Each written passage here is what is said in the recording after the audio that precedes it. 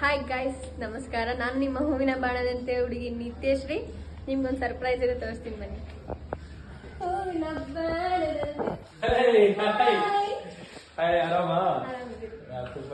ಎಲ್ರಿಗೋಸ್ಕರನೂ dialogue ಹೊಡಿತೀರಾ, ನನಗೋಸ್ಕರನೂ ಒಂದು dialogue ಹೊಡೀರಿ. ಡೈಲಾಗ ನೀವೇನ್ ನಿಮ್ಮ ಹೆಸರು ನಿಮ್ಮೆಲ್ಲರೂ ಅಮ್ಮ ಅಂತ ತಾನೆ ಕರೆಯೋದು. ಅಣ್ಣ ಆಳೆ ಅರ್ಧೋದ್ರೆ ಅನ್ಸಕ್ಬೇಕು ಗಮ್ಮು, ಆದ್ರೆ ಕರ್ನಾಟಕ ಪೂರ್ತಿ ಫೇಮಸ್ ನಮ್ಮ ಪ್ರೀತಿಯ Ammu. Thank you so much.